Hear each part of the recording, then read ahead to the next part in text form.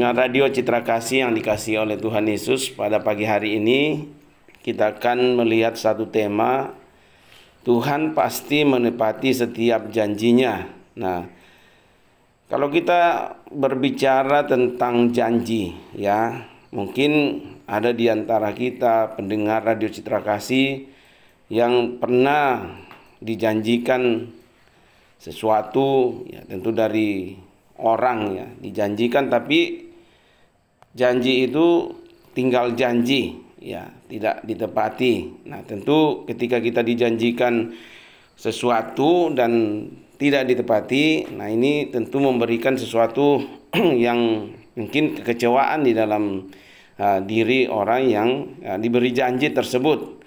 Nah, apalagi ya kalau sering dijanji dan tidak pernah ditepati, ya pasti ini tentu ya membuat kita kecewa mungkin, ya, kecewa dan tidak percaya lagi sama orang yang memberikan janji itu. Ya, artinya muncul istilah janji palsu atau janji tinggal janji. Nah, ini banyak sekali terjadi di dalam kehidupan kita, ya. Seringkali kita dijanjikan sesuatu tapi ketika kita menantikan janji itu, ya, bukan ditepati, tapi ya yang kita hadapi malah kekecewaan.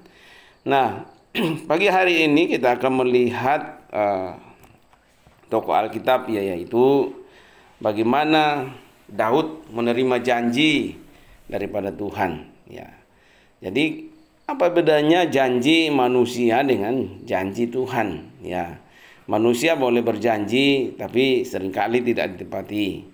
Tapi kalau Tuhan yang janji, pasti janji Tuhan itu akan selalu tergenapi. Makanya jangan percaya sama manusia, tapi percayalah sama Tuhan. Ya, nah, coba kita lihat, ya, pada bagian Alkitab bagaimana Tuhan memberikan janji kepada seorang Daud dan di mana Tuhan menepatinya, atau apakah Tuhan tidak menepati janji itu. Nah, coba kita lihat di dalam 2 Samuel 7 ayat 12 sampai 13.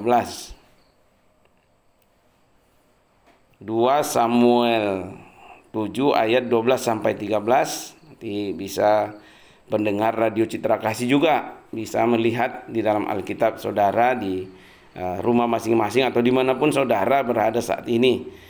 Nah, saya akan bacakan buat kita semua. Demikian bunyi firman Tuhan. Apabila umurmu sudah genap dan engkau telah mendapat perhentian bersama-sama dengan nenek moyangmu, maka aku akan membangkitkan keturunanmu yang kemudian anak kandungmu, dan aku akan mengokohkan kerajaannya.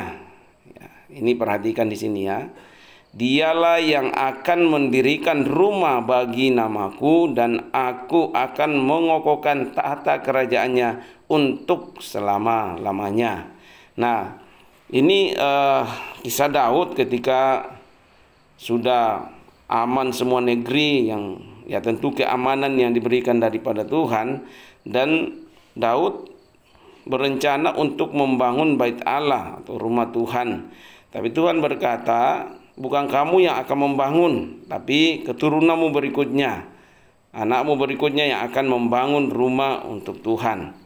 Nah, di bagian lain kita coba lihat di dalam 1 Raja-Raja 8 ayat 18 sampai 19. Dikatakan di situ, berfirmanlah Tuhan kepadanya, engkau bermaksud mendirikan rumah untuk namaku, dan maksudmu itu memanglah baik. Hanya bukanlah engkau yang akan mendirikan rumah itu, melainkan anak kandungmu yang akan lahir kelak.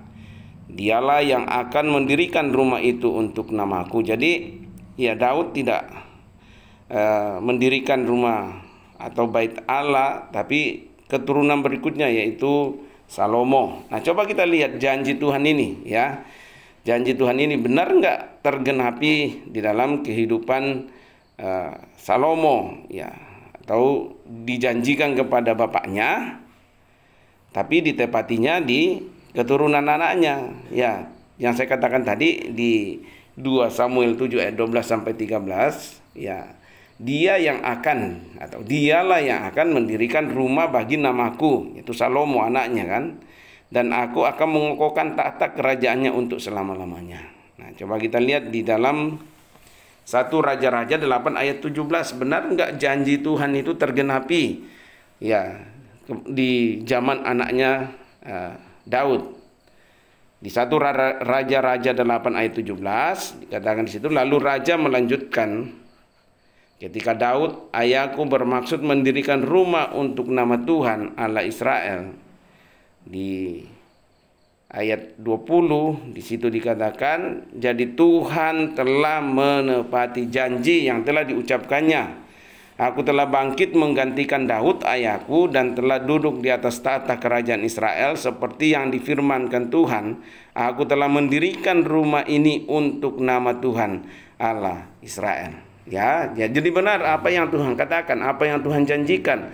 Ya, Tuhan katakan kepada Daud, bukan kamu yang akan membangun, tapi keturunanmu berikutnya yang akan mendirikan bait Allah. Tentu pendirian bait Allah itu ya atas sekehendak Tuhan. Nah, kita lihat di situ di ayat 1 Raja-Raja 8 ayat 20, ya Daud janji yang disampaikan kepada Daud benar-benar tergenapi pada zaman Salomo anaknya. Salomo lah yang mendirikan bait Allah dan tuntas sampai selesai seperti yang dijanjikan kepada Daud. Nah, semua di dalam pengerjaan itu Tuhan yang memberikan hikmat, Tuhan yang menyertai Salomo sehingga dia mampu membangun bait Allah selesai. Nah, kita lihat bahwa apa yang dijanjikan Tuhan pasti akan digenapi. Ya, beda dengan manusia. Manusia boleh berjanji, tapi seringkali janji-janjinya itu tidak ditepati. Ya, tapi percayalah, ketika Tuhan yang memberikan janji kepada kita, nanti coba kita akan lihat banyak sekali janji-janji Tuhan yang harusnya bisa tergenapi di dalam kehidupan kita, tapi banyak yang tidak tergenapi. Nah, ini persoalannya, kenapa tidak tergenapi dalam hidup kita? Ya, apa yang menyebabkan setiap janji-janji Tuhan itu tidak dialami oleh setiap orang percaya, padahal itu janji untuk semua orang percaya, ya. Tapi tidak semua bisa mengalami. Ya. Sama kalau kita lihat janji kepada Daud. Ya, kan tidak disebutkan di situ. Ya, tidak disebutkan keturunanmu berikutnya lah yang akan mendirikan rumah Allah. Ya. Anaknya Daud kan banyak, tidak hanya Salomo. Tapi kenapa bukan Adonai, kenapa bukan anaknya yang lain, kenapa harus Salomo yang mendirikan bait Allah? Ya, Tuhan hanya mengatakan keturunan berikutnya. Ya, tapi siapa keturunan berikutnya yang akan mendirikan bait Allah? Ya, Salomo. Ya, Tuhan janjikan itu. Ya, sama dengan kalau kita baca Alkitab itu janji-janji Tuhan begitu banyak untuk setiap orang percaya, tapi tidak semua orang percaya bisa mengalami janji Tuhan itu. Nah, ini problemnya di mana? Masalahnya di mana? Nah, coba kita perhatikan sama-sama ya. Nah, jadi apa yang dijanjikan Tuhan kepada Daud ya tergenapi benar seperti yang disampaikan oleh Tuhan. Janji Tuhan tidak pernah meleset ya. Kalau Tuhan katakan aku memberkati engkau, ya pasti Tuhan akan memberkati. Nah, persoalannya kenapa tidak semua orang percaya mengalami janji itu. Nah, coba kita lihat lagi satu tokoh Alkitab yaitu Abraham. Nah, apa janji Tuhan kepada Abraham? Nah, kalau kita lihat di dalam Kejadian 17 ayat 14 sampai 17. Nah, di situ dikatakan, dan orang yang tidak disunat, yakni laki-laki yang tidak dikerat kulit katanya, maka orang itu harus dilenyapkan dari antara orang-orang sebangsanya. Ia telah mengingkari perjanjianku. Selanjutnya Allah berfirman kepada Abraham tentang istrimu Sarai, janganlah engkau menyebut dia lagi Sarai, tetapi Sarah. Itulah namanya. Aku akan memberkatinya, dan daripadanya juga aku akan memberikan kepadamu seorang anak laki-laki. Bahkan aku akan memberkatinya sehingga ia menjadi ibu bangsa-bangsa, raja-raja bangsa-bangsa akan lahir daripadanya. Lalu, nah ini perhatikan ini ya. Lalu tertunduklah Abraham dan tertawa serta berkata dalam hatinya, mungkinkah bagi seorang yang berumur 100 tahun dilahirkan seorang anak, dan mungkinkah Sarah yang telah berumur 90 tahun itu melahirkan seorang anak. Nah ini ya, Tuhan memberikan janji kepada Abraham bahwa engkau akan mendapatkan anak laki-laki dari istrimu Sarai. Sarai ya, sebelum diganti sama Tuhan jadi Sarah. Sarai ya, karena dia mandul ya, tidak punya anak.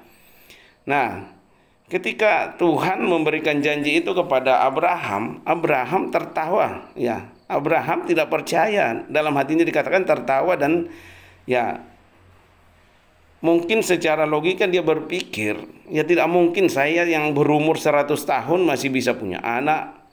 Istri saya yang umurnya 90 tahun mana mungkin bisa punya anak. Ya. Tapi kembali, kalau Tuhan yang memberikan janji itu pasti Tuhan akan genapi.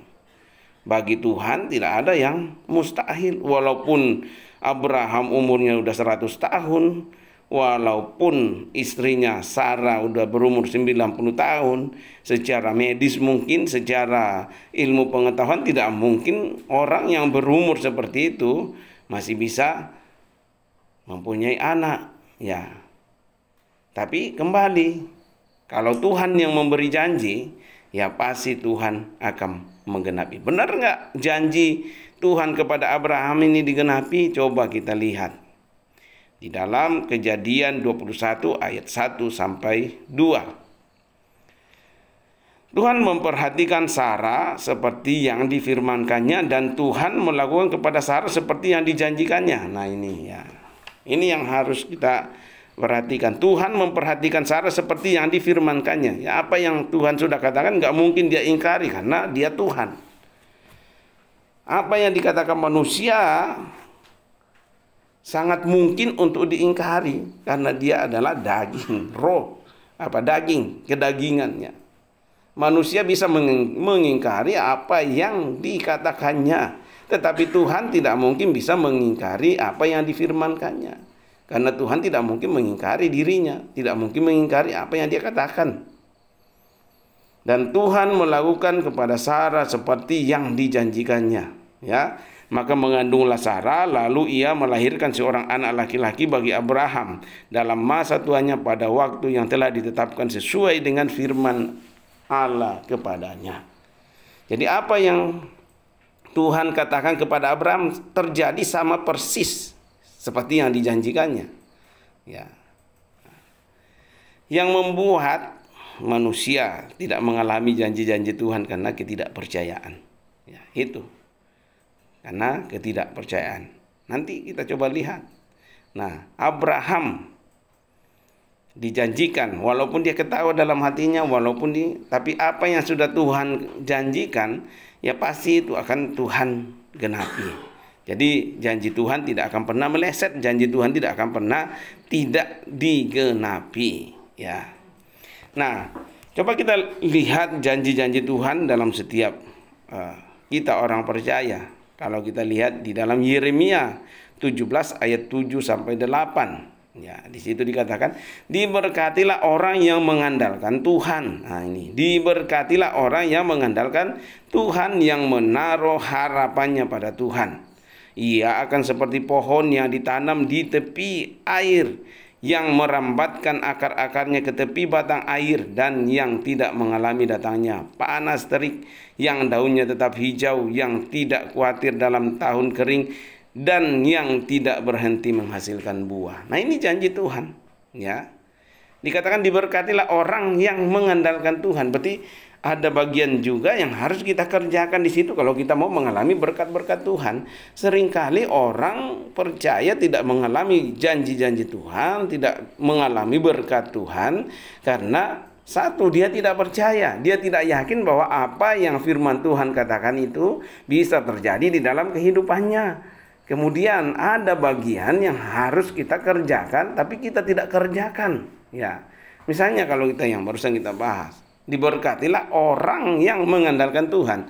Berarti ada bagian yang harus kita lakukan. Apa supaya kita diberkati? Ya mengandalkan Tuhan, bukan mengandalkan kemampuan kita sendiri, bukan mengandalkan kekuatan kita, bukan mengandalkan pikiran kita, tapi harus kita mengandalkan Tuhan kalau kita mau diberkati.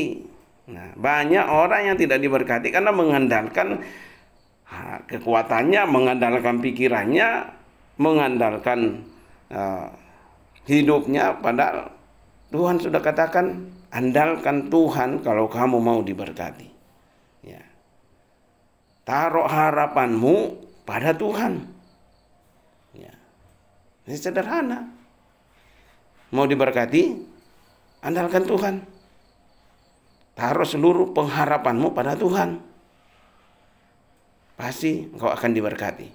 Bahkan diumpamakan orang yang mengandalkan Tuhan, orang yang menaruh harapannya pada Tuhan, diumpamakan itu seperti pohon yang ditanam di tepi air. Artinya dekat dengan sumber air. Kalau kita dekat dengan sumber air, pasti dia tidak akan pernah kehausan. Pohon kalau ditaruh di sumber air, pasti dia tidak akan mati. Ya, akarnya akan merambat ke batang air. Ya, dekat dengan sumber. Ya, kalau sumbernya Tuhan, kita dekat dengan sumbernya Tuhan, kita andalkan sumbernya. Ya, taruh harapan pada sumber yaitu Tuhan, ya pasti kita akan mengalami masa-masa yang dikatakan diumpamakan seperti pohon yang ditanam di tepi aliran air.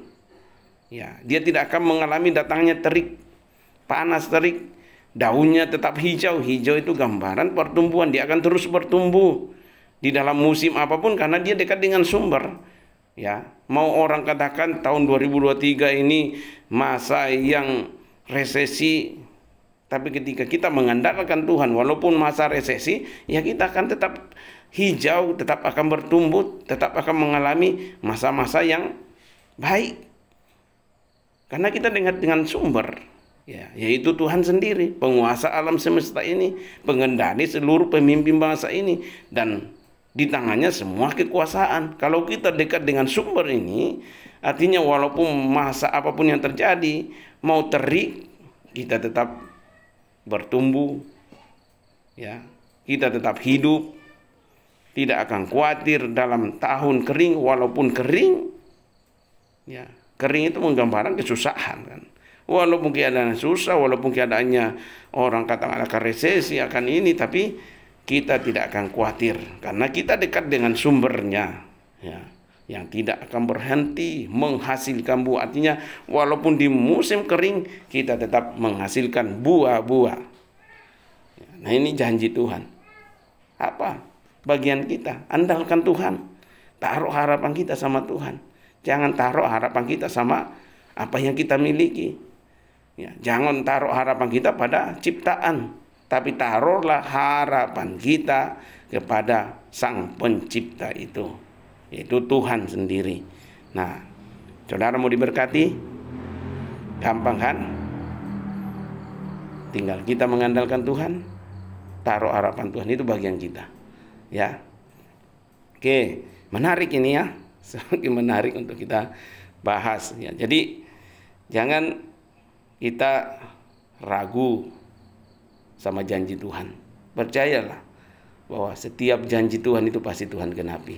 Ya, setiap janji Tuhan itu pasti Tuhan genapi. Ya, seperti apa yang dijanjikan kepada Daud, apa yang dijanjikan kepada Abraham, dan banyak tokoh-tokoh Alkitab lain yang dijanjikan Tuhan. Walaupun seakan-akan secara pikiran manusia tidak mungkin, tapi kembali bagi Tuhan tidak ada yang mustahil. Oke, sebelum kita lanjut, kita naikkan kembali dari anak SMK Paulus, bagi Tuhan tidak ada yang mustahil. Ku yakin.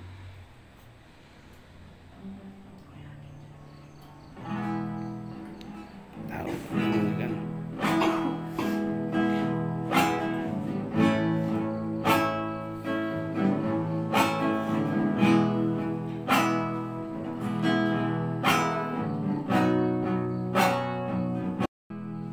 Pendengar Radio Citra Kasih, coba kita lihat kembali satu janji Tuhan kepada Abraham. Ya, coba kita lihat di dalam Kejadian 15 ayat 13 sampai 14.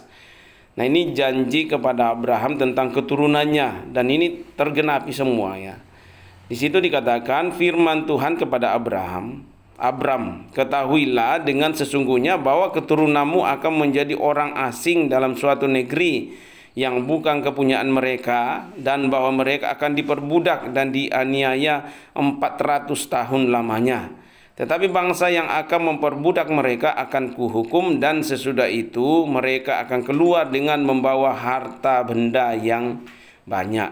Nah, ini keturunan Abram ya, yaitu ya keturunan dari Yakub yang mereka ke Mesir ya. Mesir menjadi bangsa di Mesir, kemudian mereka diperbudak selama 400 tahun, dan setelah itu ya bangkitlah Tuhan, bangkitkan Musa untuk membawa mereka keluar dari dari Mesir, dari perbudakan, dan mereka membawa harta yang banyak sesuai dengan yang difirmankan Tuhan. Jadi apa yang Tuhan firmankan pasti itu akan terjadi, tidak akan pernah meleset apa yang Tuhan firmankan.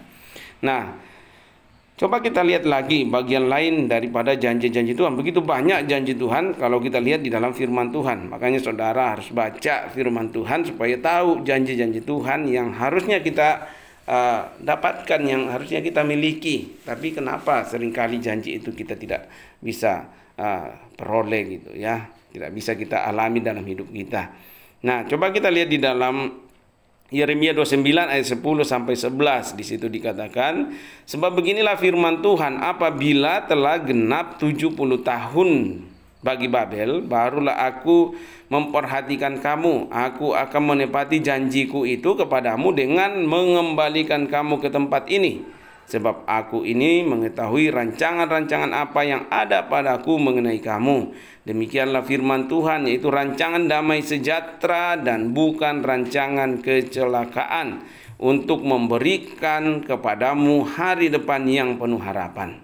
Ya, nah ini janji Tuhan kepada bangsa Israel ketika mereka dibuang ke Babel. Dikatakan 70 tahun kamu ada di Babel. Ya, Babel itu kekacauan. Ya, sama kalau dalam hidup kita, kalau Tuhan buang kita, Tuhan katakan 70 tahun kamu akan kacau hidupmu, setelah itu aku akan mengembalikan engkau. Kalau 70 tahun, nah, umur manusia cuma 70 tahun, masa hidup kita dari lahir sampai mati harus kacau terus gitu kan. Ya, tapi seringkali Tuhan membawa kita ke Babel, ke dalam kekacauan. Entah itu pikirannya yang kacau, hatinya yang kacau, ekonominya yang kacau. Ya, banyak kekacauan-kekacauan yang bisa terjadi di dalam hidup kita. Tapi Tuhan katakan, aku akan membawa kamu kembali. Ya, bangsa Israel dibawa Tuhan kembali dari pembuangan setelah 70 tahun di Babel. Ya, dan Tuhan memberikan janji kepada mereka. Ya, bahwa Tuhan tahu ya rancangan-rancangan apa yang ada pada Tuhan mengenai kamu. Jadi setiap kita itu Tuhan sudah rancangkan ya. Setiap kita ya, setiap pendengar radio Citra Kasih, Tuhan sudah rancangkan hal-hal yang baik dalam kehidupan saudara. Ya, dikatakan kepada bangsa Israel, Tuhan memberikan janji bahwa setelah aku mengembalikan kamu ke tempat di mana aku mengambil kamu dan membuang kamu, aku akan memberikan suatu rancangan kepada kamu. Itu rancangan damai sejahtera dan bukan rancangan kecelakaan, untuk memberikan kepadamu hari depan yang penuh harapan.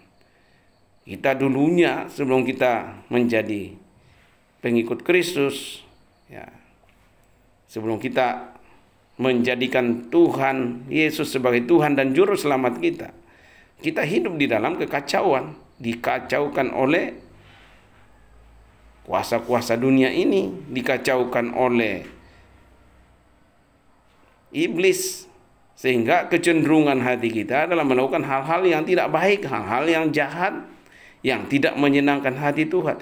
Tapi ketika kita menjadikan Tuhan Yesus sebagai Tuhan dan Juru Selamat pribadi kita, artinya kita sudah dikembalikan, kita diangkat dari lumpur dosa, kita dijadikan anak Allah, dan Tuhan memberi janji kepada kita bahwa setiap anak-anak Allah, Tuhan tahu, Tuhan merancangkan sesuatu di dalam hidup setiap anak-anak Tuhan. Ya. Yaitu rancangan damai sejahtera dan bukan rancangan kecelakaan. Tuhan tidak pernah merancangkan yang tidak baik bagi anak-anak Tuhan. Ya. Tuhan tidak pernah merancangkan hal-hal yang tidak baik, tapi Tuhan merancangkan masa depan yang penuh harapan. Artinya masa depan yang penuh harapan, walaupun tadi dikatakan walaupun keadaannya kering, keadaannya terik, panas, tapi ketika anak-anak Tuhan adalah anak-anak yang dekat dengan sumber, yaitu pemilik dari segala-galanya di dunia ini, kita dekat, kita adalah status anak. Makanya dikatakan masa depanmu masa depan yang penuh harapan. Tinggal kita menunggu janji itu, taat, setia, menunggu janji-janji Tuhan, dan Tuhan pasti tepati setiap janji-janji Tuhan dalam hidup. Artinya ketika dibawa, artinya bertobat, kembali dari Babel, bertobat untuk kembali kepada Tuhan. Ya. Jadi kenapa banyak anak-anak Tuhan yang tidak mengalami janji-janji Tuhan? Pertama tadi, karena tidak percaya. Apakah Tuhan bisa menolong saya? Nah, seringkali keraguan-raguan, ketidakpercayaan akhirnya kembali mengandalkan kekuatannya, akhirnya mengalami hal-hal yang gagal. Ya, ketidakpercayaan sama Tuhan, sama janji Tuhan. Benar nggak bisa Tuhan genapi janji Tuhan? Poinnya, percaya sama Tuhan. Percaya bahwa apa yang Tuhan janjikan pasti Tuhan genapi, karena Tuhan tidak bisa menyangkali dirinya. Apa yang Dia katakan pasti itu akan terjadi. Ya. Kalau Tuhan katakan, akulah jalan kebenaran dan hidup, tidak ada seorang pun yang sampai kepada Bapa kalau tidak melalui aku, pasti itu akan Tuhan genapi, bahwa tidak akan ada orang yang sampai kepada Bapa kalau tidak melalui Yesus Kristus. Ya, berbahagialah kita yang sudah hidup di dalam Yesus Kristus. Ya. Janji itu pasti tergenapi semua. Jadi kembali, ketidakpercayaan itu seringkali menjadi penghalang untuk kita mengalami janji-janji Tuhan. Yang kedua, ya, apa yang menjadi bagian kita tidak kerjakan. Ya. Ada bagian yang harus kita kerjakan. Kalau kamu diberkati, serahkan seluruh hidupmu sama Tuhan. Ya, taruh pengharapanmu sama Tuhan. Tapi sebaliknya, kita bukan menaruh pengharapan kita sama Tuhan, tapi kita menaruh pengharapan kita sama orang lain, sama perusahaan, sama tempat kita kerja. Kita taruh pengharapan kita di situ, akhirnya ya perusahaannya bangkrut, hilanglah harapan kita. Ya, tapi kalau kita menaruh pengharapan kita sama Tuhan, Tuhan tidak akan pernah bangkrut. Walaupun resesi bagaimana, Tuhan tidak pernah akan bangkrut. Kalau Dia bangkrut, bukan Tuhan namanya. Ya, jadi seringkali kita gagal mengalami janji-janji Tuhan karena kita tidak mengandalkan Tuhan dan tidak menaruh pengharapan kita sama Tuhan. Dan yang terakhir, kenapa kita gagal mengalami janji-janji Tuhan? Karena kita tidak mau menyerahkan, atau kita tidak mengerti akan setiap perkataan Tuhan. Tuhan katakan, aku merancangkan damai sejahtera bagimu. Ya, kita sudah diangkat. Ya, artinya kita bertobat dari hal-hal yang kita lakukan yang tidak menyenangkan hati Tuhan. Kalau mengalami janji-janji Tuhan, ya bertobatlah, kembali kepada jalan yang benar. Dan terakhir dikatakan janji Tuhan, tetapi carilah dahulu kerajaan Allah dan kebenarannya, maka semuanya itu akan ditambahkan kepadamu. Nah, ada bagian yang harus kita kerjakan di situ, mencari kerajaan Allah. Carilah kerajaan Allah. Ya. Dekatlah dengan Tuhan. Carilah Tuhan, maka kamu akan menemui Dia. Ya. Tetapi carilah dahulu kerajaan Allah dan kebenarannya, maka semuanya apa yang kamu butuhkan, apa yang kamu perlukan. Nah, ini kalau kita lihat konteksnya, bicara tentang kekhawatiran soal makan, minum, sandang, pangan. Ya.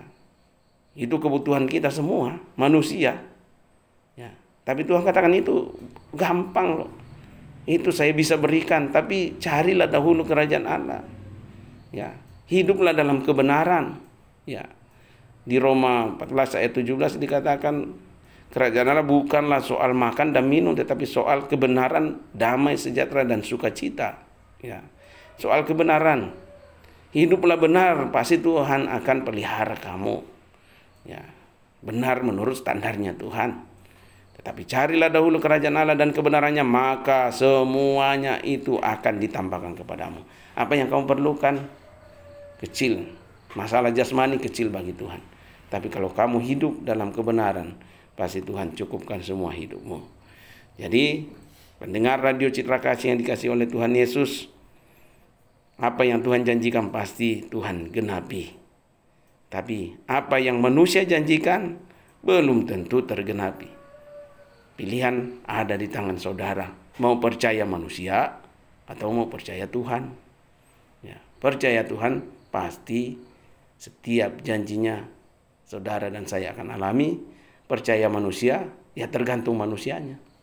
Ya, ada yang bisa menepati janjinya, tapi kebanyakan tidak bisa menepati janjinya.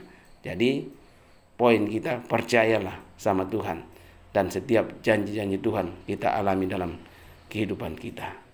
Semoga firman Tuhan pada pagi hari ini memberkati saudara, meneguhkan saudara, menguatkan saudara dan saya, bahwa kita anak-anak Tuhan pasti mengalami janji-janji Tuhan dalam setiap hidup saudara dan saya.